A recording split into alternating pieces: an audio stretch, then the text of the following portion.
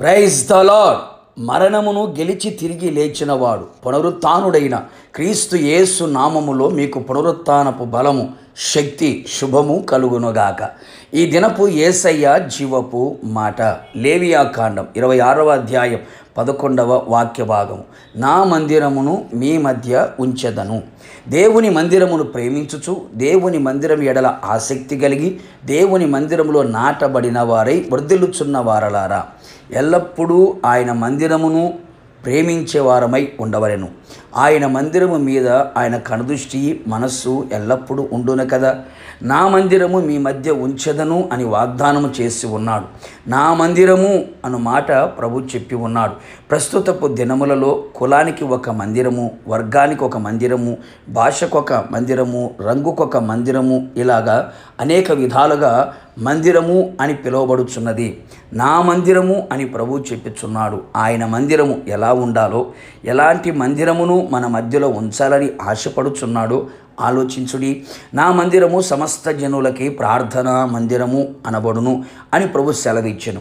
ఆయన మందిరములో ఎల్లప్పుడూ ప్రార్థన అనుభవాలు కనిపించవలెను. అవును ప్రియులారా, ప్రార్థన లేని మందిరము సాతాను స్థావరమే కదా, వ్యాపారపు ఇల్లుగా ఉండకూడదు.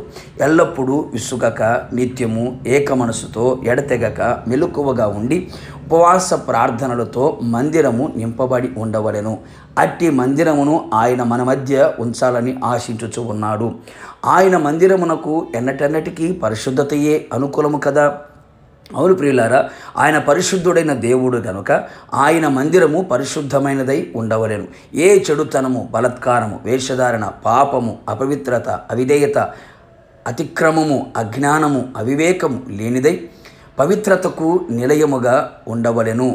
అట్టి పరిశుద్ధమైన మందిరమును ఆయన మన మధ్య ఉంచాలని ఆశిస్తున్నాడు. ఆయన మందిరములో సమృద్ధి కలదు అనగా ఆయన మందిరము అన్ని విషయములలో సమృద్ధి కలదిగా ఉండవలెను. విశ్వాసములోను, ప్రార్థనలోను, పరిశుద్ధతలోను, అభిషేకములోను, వాక్యములోను, దేవుని అందలి ప్రేమలోను, సమాధానములోను, సంతోషములోను, నిరీక్షణలోను, ఆత్మ సంబంధమైన ప్రతి కార్యాలు సమృద్ధిగా ఉండవలెను. సమృద్ధితో నింపబడిన మందిరమును ఆయన మన మధ్య ఉంచాలని కోరుకున్నాడు. ఆయన మందిరము మహిమతోనూ తేజస్సుతోనూ నిండుకొని ఉండినది. అవును ప్రియులారా, పాపము ద్వారా మహిమ పోయెను. యేసు రక్తము ద్వారా, బాప్తిస్మము ద్వారా, పరిశుద్ధాత్మ అభిషేకము ద్వారా, ప్రార్థన ద్వారా, ఐక్యత ద్వారా, పరిశుద్ధత ద్వారా, యేసయ్య వాక్యము ద్వారా, క్రీస్తు కొరకు మనం పడిన శ్రమల ద్వారా మరల మహిమను తిరిగి పొందుకొనుచున్నాం. మహిమగల మందిరముగా నిలిచి ఉండవలెను. మహిమగల మందిరమును ఆయన మన మధ్యలో ఉంచాలని ఆశించాడు. ఆయన మందిరము జీవము గలదై ఉండవలెను. మరణకరమైన కార్యాలు, నిర్జీవమైన కార్యాలు మందిరములో ఉండకూడదు. అలాగే జీవము కలిగిన మందిరమును ఆయన మన మధ్యలో ఉంచి ఉన్నాడు. ఆయన మందిరములో ఆహారము సమృద్ధిగా ఉండాలి అనగా ఆయన చిత్తము చెయ్యుటయు ఆయన పనిని తుదముట్టించుటయు ఆహారము గనుక ఎల్లప్పుడూ ఆయన చిత్తము చెయ్యుచు ఆయన ఇష్టానుసారంగా నడిపించబడుతూ అట్టి మందిరము మన మధ్యలో ఆయన ఉంచునుగాక. కావున నా దేవుని ప్రియులారా, ఇట్టి అనుభవాలతో నిండిన మందిరముగా మన జీవితము నిలిచి ఉండునట్లుగా ఇట్టి మందిరము కలిగిన అనుభవాలు మన మధ్యలో ఆయన ఉంచి మనందరినీ కూడా ఆయన రాకడకు సిద్ధపరచునుగాక. ప్రార్థన.